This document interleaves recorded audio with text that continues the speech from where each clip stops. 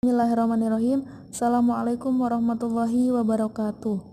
Pada pertemuan kali ini, kita akan membahas poin E, yaitu pengaruh perubahan dan interaksi keruangan terhadap kehidupan di negara-negara ASEAN.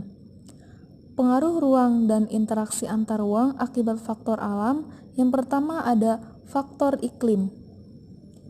Iklim negara-negara ASEAN seperti curah hujan yang besar mempengaruhi perkembangan tumbuh-tumbuhan. Terdapat tumbuh-tumbuhan beraneka ragam di wilayah ini.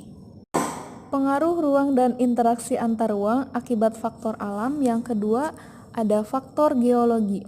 Secara geologis, wilayah ASEAN menjadi tempat pertemuan tiga lempeng utama bumi, yaitu lempeng Eurasia, lempeng India-Australia, dan lempeng Pasifik.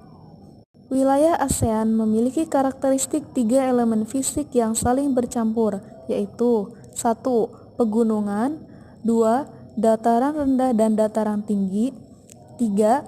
Air dalam bentuk laut dangkal dan pengairan.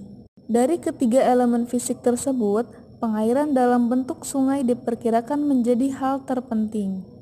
Poin ketiga dari pengaruh ruang dan interaksi antar ruang akibat faktor alam, yaitu ada faktor ketersediaan sumber daya alam. Negara-negara di ASEAN memiliki sumber daya alam yang beragam, namun tidak semua negara memiliki sumber daya alam atau sumber daya alam yang sama.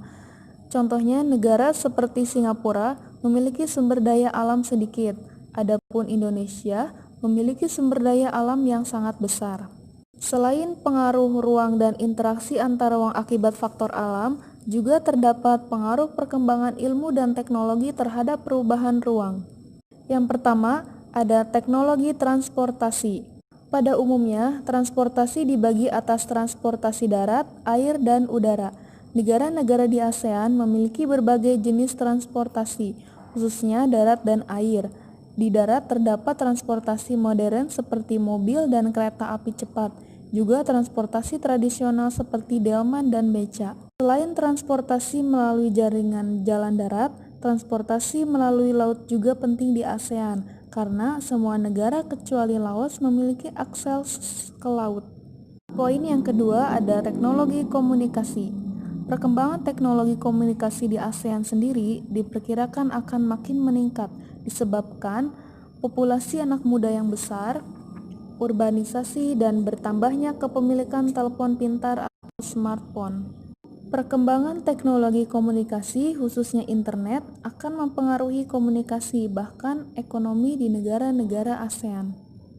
Negara ASEAN telah menetapkan ASEAN Free Trade Area atau AFTA atau Wilayah Perdagangan Bebas ASEAN mulai 31 Desember 2015. Artinya, barang dan jasa antar negara ASEAN dapat keluar masuk tanpa biaya. Oke, dicukupkan pertemuan kali ini. Semoga bermanfaat. Wassalamualaikum warahmatullahi wabarakatuh.